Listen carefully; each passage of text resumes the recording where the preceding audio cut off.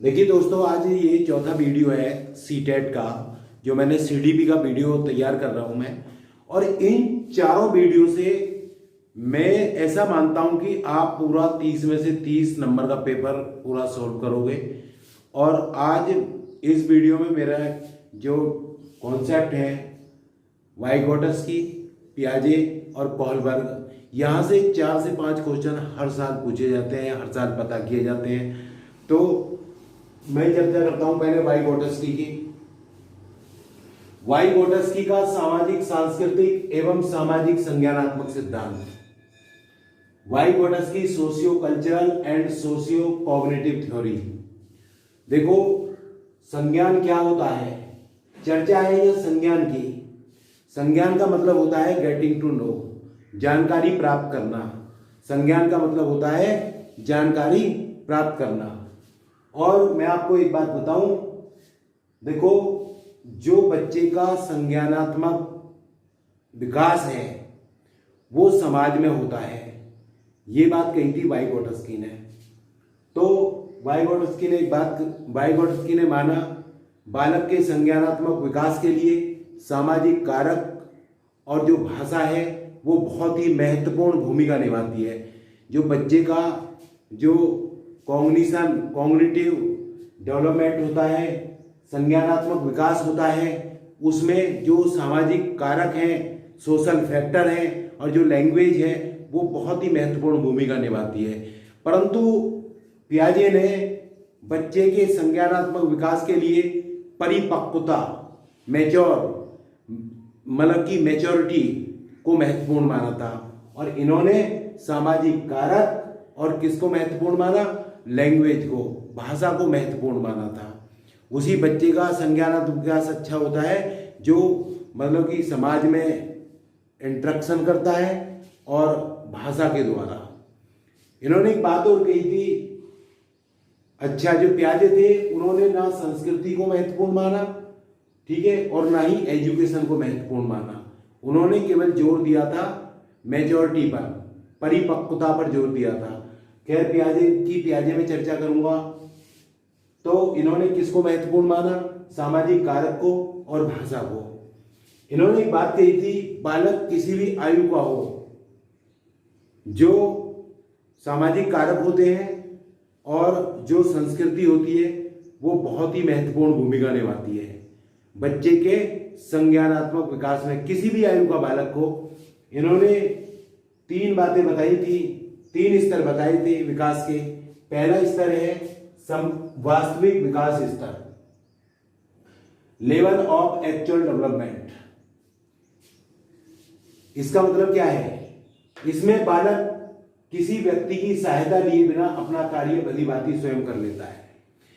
ये जो वास्तविक विकास स्तर होता है, इसमें बच्चा बिना किसी की सहायता के स्वयं अपना काम कर लेता है। इसको विकास का वर्तमान स्तर भी कहते हैं।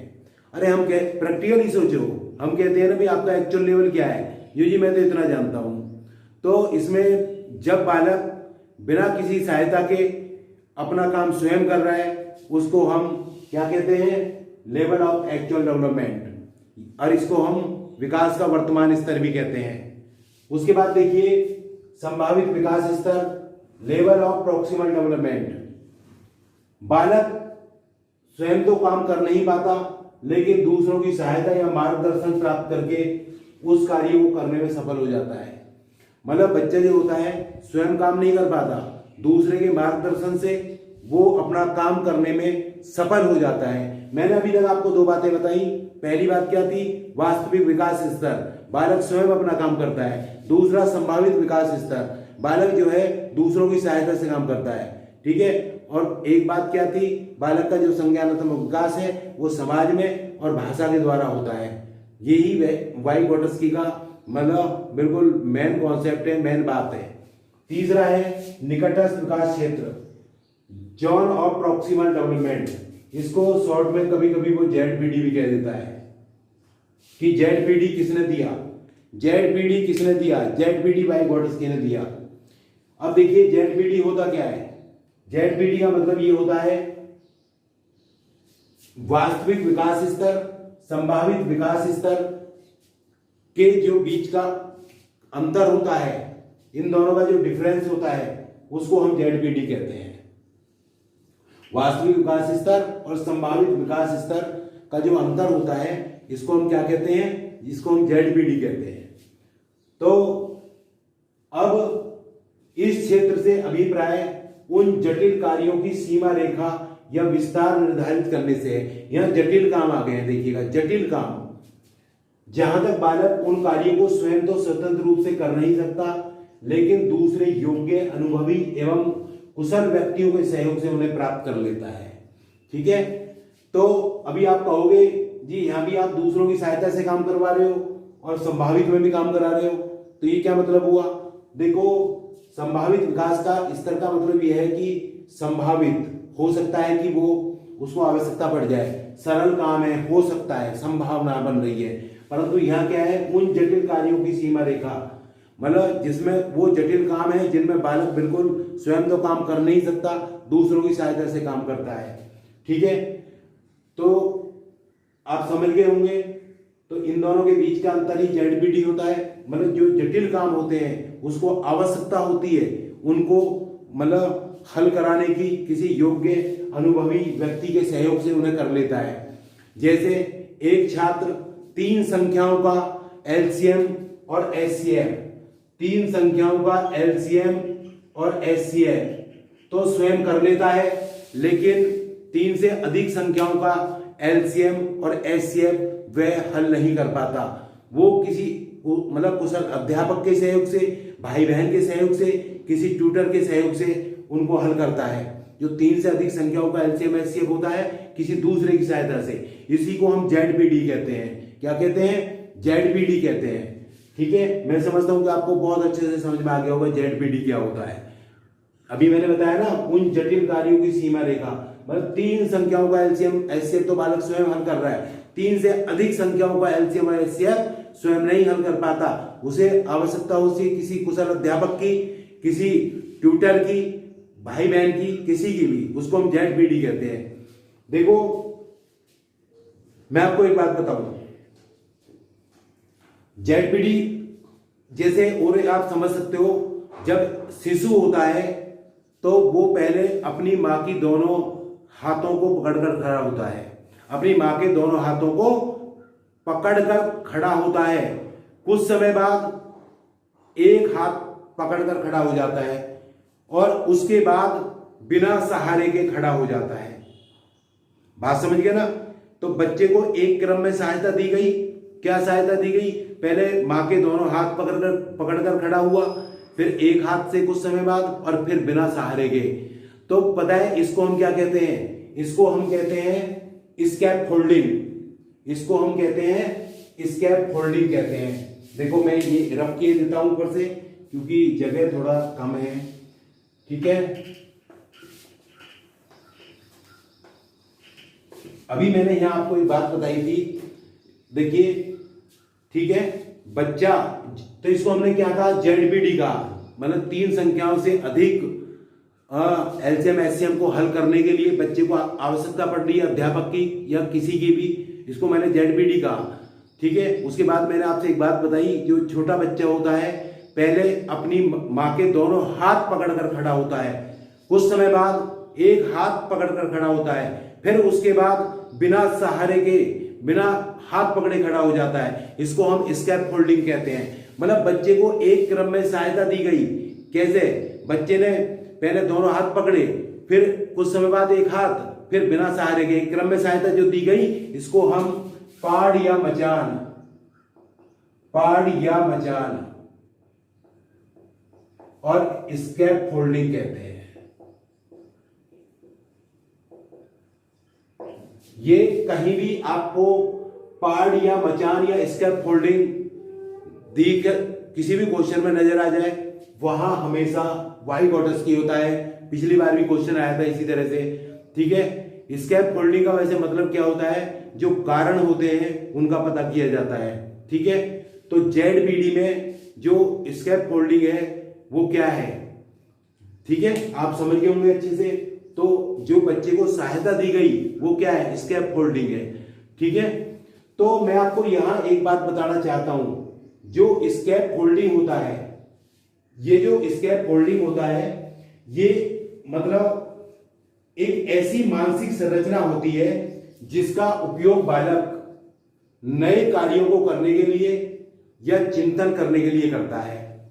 ठीक है, ये जो स्कैप फोल्डिंग है एक ऐसी मानसिक संरचना है जिसका उपयोग बालक नया काम करने के लिए या चिंतन करने के लिए करता है। और जेड पीढ़ी में जो जेड पीढ़ी है, ये जेड पीढ़ी में जो स्कैप फोल्डिंग होता है, ठीक है ना, पहाड़ या मचान होता है, वो एक साधन है, एक संवाद है, एक वार्तालाप है। समझ गया नहीं? जेड पीढ़ी में पहाड़ या मचान एक साधन होता है और मतलब एक संवाद होता है, ठीक है, या एक वार्तालाप होता है। ये आपको ध्यान देना है। मेरी बात समझ गए होंगे। मैंने अभी आपको बताया स्कैप फोल्डिंग का मतलब क्या है। जो मानसिक संरचना होती है उसमें जो भी मतलब बालक नया काम करता है, चिंतन करता है, वो क्या होता है? स्कैप फोल्डिंग होता है। और जेड पीढ़ी में पहाड़ या मचान एक संवाद है, एक वार्तालाप है, ठीक है नहीं, एक साधन है। तो ये बातें मैंने अभी आपको बताई।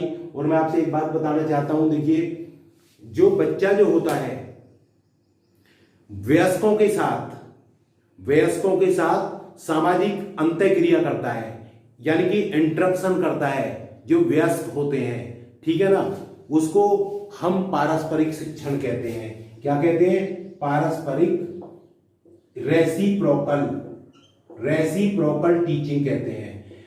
ठीक है, आपको ये भी ध्यान देना है क्योंकि ये बड़ी महत्वपूर्ण बात है कि जब बच्चा वयस्कों के साथ, ठीक है ना, तो सामाजिक अंतःक्रिया, सोशल इंटरेक्शन करता है, उसको हम पारस्परिक शिक्षण कहते हैं। और मैं आपको एक बात बताऊं, जो ये वयस्क होते हैं या समाज के जो भी व्यक्ति होते हैं, बालक के संज्ञानात्मक विकास के लिए एक आदर्श की भूमिका निभाते हैं। ठीक है, क्या है की भूमिका? एक आदर्श की भूमिका, बिल्कुल एक रोल मॉडल जो शिक्षक होते हैं। मैं आपको एक बात बताऊं, इन्होंने एक बात और कही थी। इन्होंने अपने इस सिद्धांत में भाषा और चिंतन को बहुत ही महत्वपूर्ण माना था। भाषा और चिंतन को, ठीक है, भाषा और चिंतन को बहुत ही महत्वपूर्ण माना था। और इन्होंने अपने इस सिद्धांत में एक बात कही थी, जो छोटे बच्चे होते हैं वो भाषा का प्रयोग मतलब सामाजिक वार्तालाप के लिए नहीं करते। भाषा का प्रयोग, भाषा में जो प्रयोग कर रहे हैं वो सामाजिक वार्तालाप के लिए नहीं करते, बल्कि इस भाषा के द्वारा वो अपने व्यवहार को नियोजित करते हैं और निर्देशित करते हैं। आप समझ गए होंगे ना। तो जहां भी भाषा और चिंतन ये चीजें नजर आए वो आपका मतलब उत्तर होता है। और मैं आपको एक बात बताऊं, ये जो जेडपीडी होता है बालकों के लिए जो नए कार्य होते हैं, नए कार्यों को करने के लिए एक प्लेटफॉर्म बनाता है, एक प्लेटफॉर्म बनाता है। तो वाइगोटस्की की बात आप अच्छे से समझ गए होंगे। देखो मैं आपको अभी बताता हूं, कुछ बातें आप ध्यान दे रहे हैं बिल्कुल। जहां समाज नजर आए, समाज हो, वो किसने दिया? जहां भी समाज दिख जाए, नंबर एक बात आप ध्यान कर लें, जहां भी समाज कहीं भी नजर आ जाए और वो संज्ञानात्मक विकास हो रहा हो, वहां वाइगोटस्की उत्तर होता है। कौन सा होता है? वाइगोटस्की उत्तर होता है। जहां जेडपीडी, नंबर 2 जेडपीडी नजर आए, उत्तर तुरंत वाइगोटस्की होता है। जहां पहाड़ या मचान या स्कैप फोल्डिंग, नंबर 3 नजर आए, उत्तर आपका कौन सा होगा? वाइगोटस्की होगा।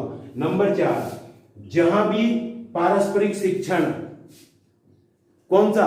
अरे भाई, समाज के साथ, वयस्कों के साथ जो अंतःक्रिया कर रहा है उसे क्या कहोगे? पारस्परिक शिक्षण कहते हैं। जहां भी चौथी बात ये नजर आए, वो उत्तर कौन सा होगा? वाइगोटस्की होगा। ठीक है, आप मेरे कहने से ये 4 बातें जरूर ध्यान रखें, बाकी सब भूल जाएं। जहां समाज है वहां वाइगोटस्की है। जहां जेडपीडी नजर आए, तुरंत उत्तर वाइगोटस्की है। जहां पहाड़ या मचान लिखा हुआ है, तुरंत उत्तर जो है वाइगोटस्की है। और जहां बच्चा वयस्कों के साथ इंटरेक्शन कर रहा है, क्रिया कर रहा है, वो मतलब कि अंतःक्रिया कर रहा है, ठीक है ना, वो उत्तर क्या होता है? तुरंत आपका जो क्या होता है? पारस्परिक शिक्षण कहते हैं उसको। जो बड़ों के साथ, वयस्कों के साथ, ठीक है, इंटरेक्शन करता है, पारस्परिक शिक्षण कहते हैं उसको। और जहां भाषा और चिंतन नजर आ जाए तुरंत उत्तर क्या होता है आपका, वाइगोटस्की होता है। आप 4 बातें याद कर लो, कुछ भी मत पढ़ो मेरे कहने से, आपको उत्तर मिल जाएगा। देखिए वाइगोटस्की का मुद्दा यही था, बालक को समाज में इंटरेक्शन करने दो। आज समाज से तो हम बालक को दूर लेके चले गए, कहां बचा है बालक बताओ।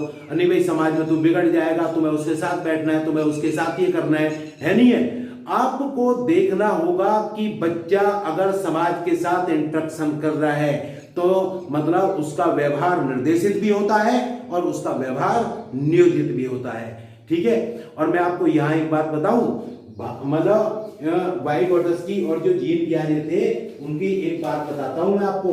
देखिए भाषा और विचार के बारे में यही थोड़ी सी चर्चा किए लेता हूं मैं। भाषा एवं विचार, मतलब भाषा और विचार के बारे में वाइगोटस्की के जो दृष्टिकोण थे, तो देखो क्या थे। पियाजे ने कहा था पहले विचार जन्म लेता है, पियाजे ने एक बात कही थी पहले विचार जन्म लेता है, और ठीक है। और वाइगोटस्की ने कहा था मतलब भाषा का विचार पर प्रभाव पड़ता है। मतलब एक बार ये क्वेश्चन पता कर लिया गया था, भाषा और विचार के दृष्टि मतलब भाषा और विचार के संबंध में दोनों का दृष्टिकोण क्या है, पियाजे का और वाइगोटस्की का। तो पियाजे ने कहा पहले भाषा जो है विचार जन्म लेता है, और इन्होंने कहा था विचार पर भाषा का प्रभाव पड़ता है, ठीक है ना। तो कोई बात नहीं है, आप ये 4 पॉइंट याद रखें, समाज, जेडबीडी, पाड़िया मचान, स्कैफोल्डिंग, ठीक है, और यह पारस्परिक शिक्षण और भाषा और चिंतन, ठीक है। नहीं देखिए आप खुद भी देख रहे होंगे, जब बच्चा शिशु होता है उसके जो कॉन्सेप्ट होते हैं शुरू में आरंभ में कहाँ अच्छे होते हैं, अव्यवस्थित होते हैं, अप्रासंगिक होते हैं, और जब वो बड़ों के साथ में मतलब इंटरेक्शन करता है वही तार्किक हो जाते हैं, वही व्यवस्थित होते हैं, बहुत अच्छे से बोलने लग जाता है, चीजों को सीखने लग जाता है। आप ये 4-5 बातें मेरे कहने से याद रखिए, वही आपका उत्तर होगा। जहां मैं एक बार रिकॉल किए देता हूं, जहां समाज है, पाड़िया मचान है, जेडबीडी है, पारस्परिक शिक्षण है, यानी कि सामाजिक अंतःक्रिया कर रहा है, क्या सामाजिक अंतःक्रिया, ठीक है।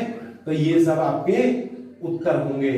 सामाजिक अंतःक्रिया जो करता है उसको हम पारस्परिक शिक्षण कहते हैं, ठीक है। और ये जो जितने भी समाज के वयस्क लोग हैं और अध्यापक हैं, ये सब रोल मॉडल का मतलब भूमिका निभाते हैं। मैंने कई बार रिकॉल कर दिया क्योंकि क्वेश्चन दोस्तों 4 आते हैं, तो इसलिए आप अच्छे से जो है इसको करिएगा, समझिएगा।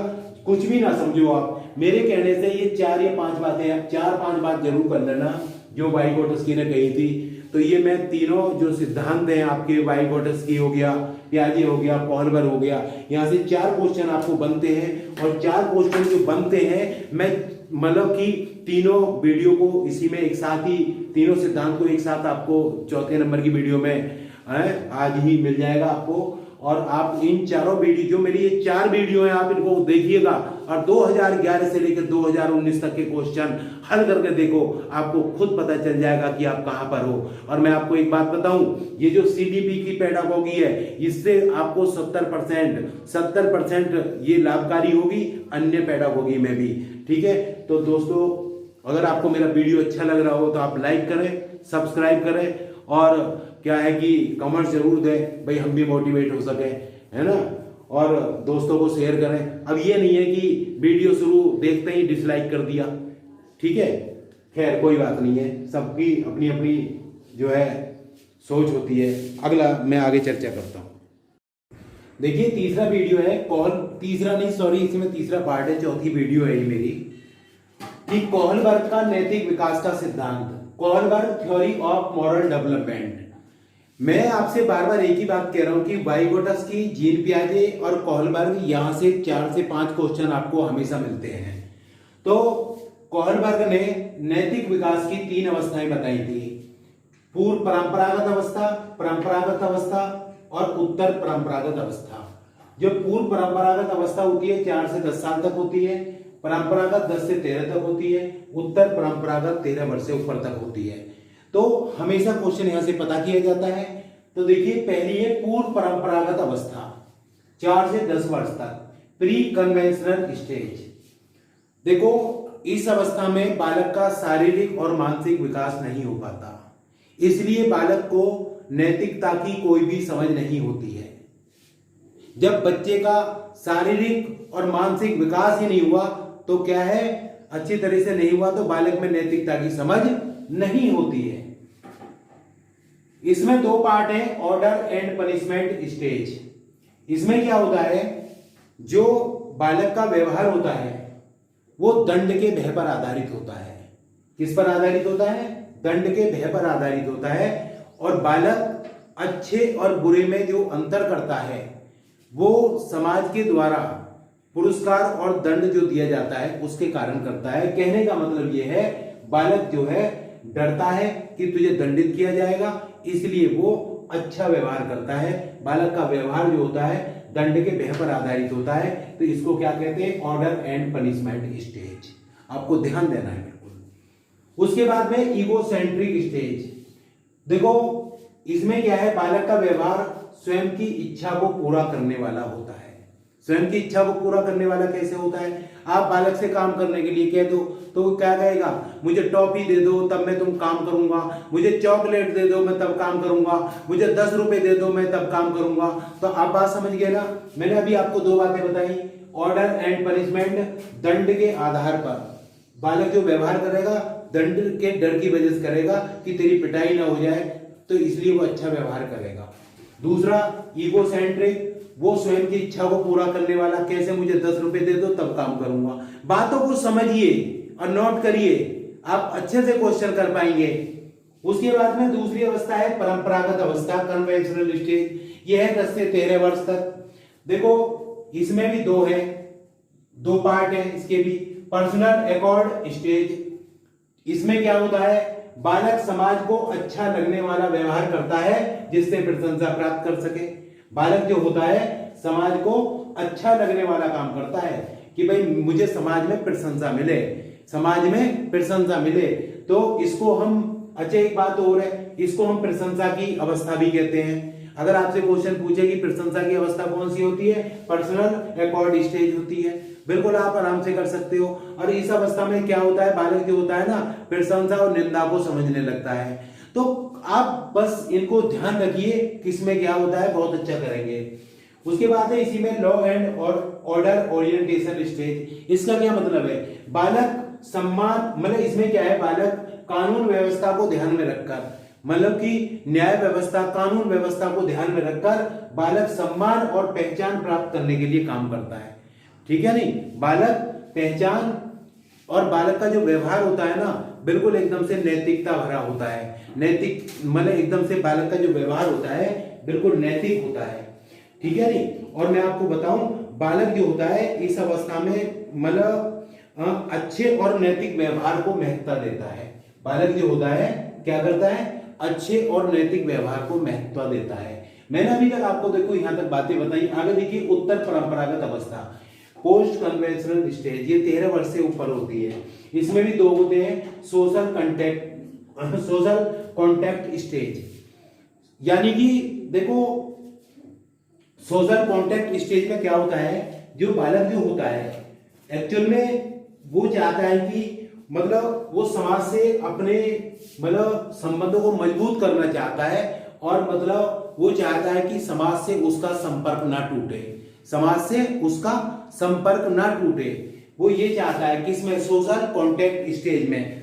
और मतलब कहने का ये है कि, और मैं आपसे एक बात बताऊं, उसके दिमाग में एक बात हो रही है बालक के में, अगर समाज की सहमति हो तो समाज के नियमों को बदला जा सकता है। जो समाज के नियम है उनको बदला जा सकता है। तो कहने का मतलब ये है जो सामाजिक नियम होते हैं वो निश्चित नहीं होते। ठीक है, सोशल कॉन्टैक्ट स्टेज का मतलब बालक चाहेगा उसका समाज से संपर्क नहीं टूटना चाहिए, समाज से वो अपने संपर्क को, अपने संबंध को मजबूत करना चाहता है। उसको पता चल जाता है कि जो सामाजिक नियम होते हैं वो निश्चित नहीं होते, अगर समाज चाहे तो समाज के नियम को बदल सकता है। ठीक है, इस तरह से आप पढ़िए, समझिए बातों को, प्रैक्टिकली समझिए, बहुत अच्छा कर पाओगे। उसके बाद देखिए यूनिवर्सल एथिक्स इंटेंशन स्टेज। इसका क्या मतलब होता है, देखिएगा जो बालक जो होता है अपने विवेक का प्रयोग करने लगता है। इसमें जो बच्चा होता है अपने विवेक का प्रयोग करने लगता है और अपने बनाए गए नियमों के आधार पर चलता है। वो अपने आप नियम बना लेता है, उसी के आधार पर चलता है और चिंतन करता है कि कौन सा व्यवहार अच्छा है और कौन सा व्यवहार बुरा है। कैसे? आप चौराहे पे पहुंच जाओ, वहां रेड लाइट है, तो आप अपने विवेक से तो सड़क पार करोगे, आप चिंतन करोगे तभी तो सड़क पार करोगे। या किसी रास्ते चलते से ये थोड़ी कहोगे चल भाई चल मेरा हाथ पकड़ कर सड़क पार करवा दे, ऐसे थोड़ी कहोगे बताओ। तो मैंने आपसे नैतिक विकास के सिद्धांत की चर्चा की। देखो 3 अवस्थाएं थी, मैं रिकॉर्ड किए देता हूं। पूर्व परंपरागत अवस्था, इसमें बालक जो है शारीरिक और मानसिक रूप से परिपक्व नहीं होता, इसलिए उसको नैतिकता की समझ नहीं होती। नंबर 1 बात, इसमें 2 अवस्थाएं होती हैं, ऑर्डर एंड पनिशमेंट स्टेज। इसमें क्या होता है, जो बालक का व्यवहार होता है वो दंड के भय पर आधारित होता है और बालक जो है अच्छे और बुरे में जो अंतर करता है वो समाज के द्वारा जो बच्चे को पुरस्कार और दंड दिया जाता है उसके आधार पर करता है। ठीक है, तो यानी कि कहने का मतलब यह है कि ऑर्डर एंड पनिशमेंट का मतलब यह है कि बच्चा जो भी काम कर रहा है वो दंड के डर की वजह से, दंड के भय के कारण कर रहा है। ईगोसेंट्रिक स्टेज में बालक का व्यवहार स्वयं की इच्छा को पूरा करने वाला होता है। बालक कहेगा 10 रुपए दे दो, ये दे दो, वो दे दो, तब काम करूंगा, आपने देखा भी होगा। ठीक है, उसके बाद में दूसरी है परंपरागत अवस्था, कन्वेंशनल स्टेज। इसमें पर्सनल एकार्ड स्टेज, इसमें जो है बालक ऐसा काम करता है कि समाज में उसे प्रशंसा मिले, समाज जो है उसकी प्रशंसा करे। उसके बाद लॉ एंड ऑर्डर ओरिएंटेशन, इसमें बालक जो क्या करता है, देखिए उसमें जो है मतलब वो कानून के नियमों का पालन करता है। कैसे? बालक सम्मान और पहचान प्राप्त करने के लिए काम करता है। ठीक है नहीं, और मतलब अच्छे और नैतिक जो व्यवहार होते हैं उनको महत्ता देता है बालक। और मैं आपको एक बात बताऊं, ये जो पर्सनल रिकॉर्ड होता है इसको प्रशंसा और इसमें निंदा भी के बारे में बच्चा समझ जाता है कि इसको हम प्रशंसा की अवस्था भी कहते हैं। और इसमें बालक अपना सम्मान और पहचान प्राप्त करने के लिए काम करता है, मैंने अभी आपको बताया। ठीक है नहीं, और इसमें अच्छे और नैतिक व्यवहार को महत्ता देता है इसमें। उसके बाद उत्तर परंपरागत अवस्था में देखो, इसमें भी 2 बात होती है, सोशल कॉन्टैक्ट स्टेज। बालक चाहता है कि समाज से उसका संपर्क ना टूटे, बिल्कुल समाज से उसके बहुत अच्छे संबंध बने रहे। और बालक को यहाँ ये आके पता चल जाता है कि समाज के नियम अगर समाज चाहे तो बदल सकता है और सामाजिक नियम निश्चित नहीं होते, उसको इस बात का एहसास हो जाता है।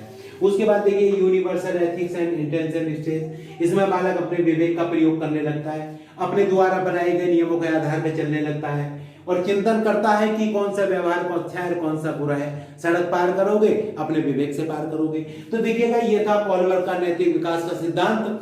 यहां से आपको 4 या 5 क्वेश्चन इस वीडियो से मिल जाएंगे। मैंने आपके लिए 4 वीडियो बनाए हैं, अगर आप चारों वीडियो को अच्छे से देखोगे, अच्छे से सुनोगे तो आप बहुत अच्छा कर पाओगे। मैंने तमाम सीडीपी की चर्चा इन 4 वीडियो में की है, आप एक बार देख लीजिए। 28, 29, 30 नंबर तक आपको बिल्कुल मिल जाएंगे। और मैं देखिए सिर्फ जो पॉजिटिव बातें थी और जो मतलब पेपर तो होता ही है लॉजिकल, तो आप बहुत अच्छे से करोगे। ये चारों वीडियो देखने के बाद में आप 2011 से 2019 तक के पेपर करके देखो, आपको खुद पता चल जाएगा कि आप कितने पानी में हो।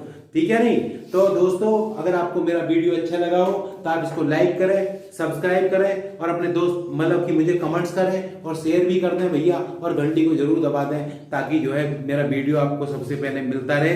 बहुत बहुत धन्यवाद दोस्तों। देखिए अब हम दूसरे सिद्धांत जो है पियाजे का संज्ञानात्मक विकास का सिद्धांत की चर्चा करेंगे।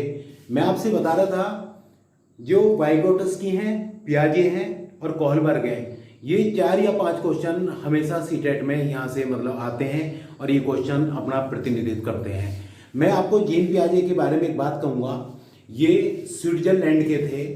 जीन पियाजे स्विट्जरलैंड के रहने वाले थे। इन्होंने कभी भी मनोविज्ञान का अध्ययन नहीं किया, मनोविज्ञान की किसी परीक्षा को नहीं दिया, फिर भी इनका नाम सबसे अग्रणी, सबसे आगे मनोवैज्ञानिकों में इनका नाम लिया जाता है। ये एक जीव विज्ञानी थे और 22 वर्ष की उम्र में इन्होंने डॉक्टरेट की उपाधि प्राप्त की थी। परंतु यह है कि 1920 में ये पेरिस की बिने टेस्टिंग लेबोरेटरी के साथ जुड़ गए थे। ठीक है, और इन्होंने अपना जो प्रयोग था पहले अपने 3 संतानों पे किया था।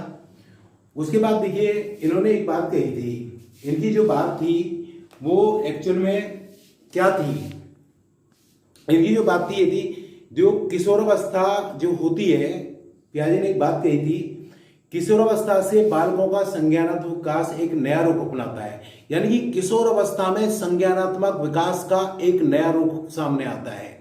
और उन्होंने एक बात बताई थी, जो किशोर अवस्था होती है विकास की, मतलब संज्ञानात्मक विकास की एक मतलब विशेष अवस्था होती है। ठीक समझ रहे हो ना? किशोर अवस्था में बालकों का संज्ञानात्मक विकास एक नया रूप अपनाता है और किशोर अवस्था संज्ञानात्मक विकास की एक विशेष अवस्था होती है, जिसे औपचारिक परिचालन की अवस्था कहते हैं। यानी कि स्टेज ऑफ फॉर्मल ऑपरेशन कहा जाता है। ठीक है ना? और मैं आपसे बताऊं, इस अवस्था में किसी समस्या का समाधान करने में उस समस्या के सभी पहलुओं की परख करता है बच्चा। ठीक है ना? और फिर उनको मन में एकत्रित करता है और फिर क्या करता है, किसी वस्तु के मतलब सभी तरह के गुणों में संबंधों की जांच करता है।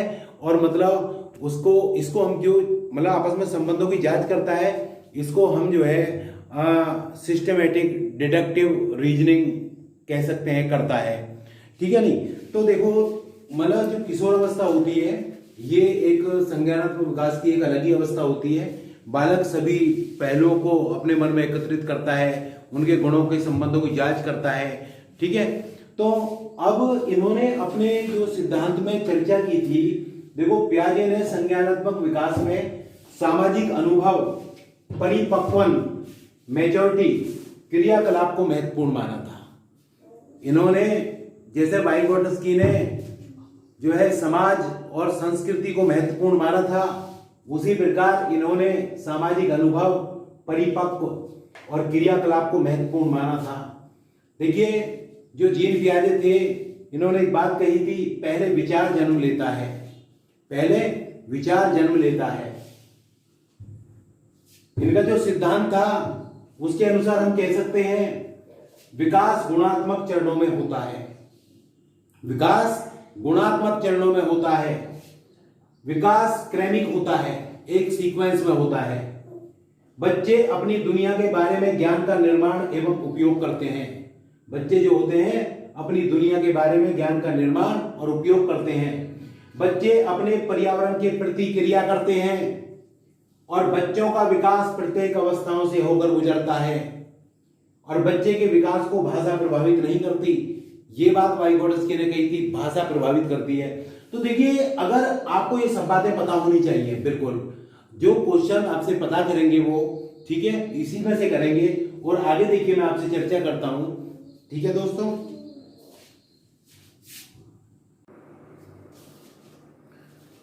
देखो पियाजे ने अपने सिद्धांत में स्कीमा, ये शब्द स्कीमा बार बार पता किया जाता है। स्कीमा के बारे में किसने बताया? पियाजे ने बताया। स्कीमा का मतलब क्या होता है? मानसिक संरचनाएं जो चिंतन के निर्माण के प्रखंड हैं, पियाजे ने उसको स्कीमा कहा है। मानसिक संरचनाएं जो चिंतन के निर्माण के प्रखंड हैं, उन्हें पियाजे ने क्या कहा है? स्कीमा कहा है। देखो, या कोई बालक अपने परिवेश या अपनी दुनिया जिस ढंग से निरूपित करता है उसे स्कीमा कहते हैं। कोई भी बालक जो अपने परिवेश को, जो अपनी दुनिया को जिस ढंग से निरूपित करता है उसको हम स्कीमा कहते हैं। देखो, मैं आपसे एक बात बताऊं, बच्चे ने अगर कोई नई वस्तु देखी है तो वो स्कीमा नहीं है जब तक उसको वो समझ नहीं लेगा। जब उसने उसको समझ लिया वो स्कीमा होती है। ये ध्यान देना है केवल आपको। उन्होंने विकास की 4 अवस्थाएं बताई थी और वो क्वेश्चन पता कर लेते हैं कि भाई संवेदी प्रेरक की अवस्था कितने वर्ष से कितने वर्ष तक होती है, या मतलब इस वर्ष से इस वर्ष तक की जो अवस्था होती है उसको किस नाम से जाना जाता है। बिगर पियाजे के, कोहलबर्ग के, वाइगोटस्की के सीटेट की कभी परीक्षा पूरी नहीं होती। यहां से 4 या 5 क्वेश्चन आपसे पता कर लिए जाते हैं। देखिए, इन्होंने विकास की 4 अवस्थाएं बताई थी। पहली है संवेदी गामक अवस्था, सेंसरी मोटर स्टेज। ये जो अवस्था होती है ये जन्म से 2 वर्ष तक होती है। शिशु संसार की छानबीन अपनी ज्ञानेंद्रियों के द्वारा करता है। ठीक है, देखो शिशु जो होता है संसार की छानबीन, खोजबीन अपनी ज्ञानेंद्रियों के द्वारा करता है। आपने देखा होगा 2 साल तक के बच्चे को गोद में ले रखा है, वो बहुत ही ध्यान से देखता है हर चीज को।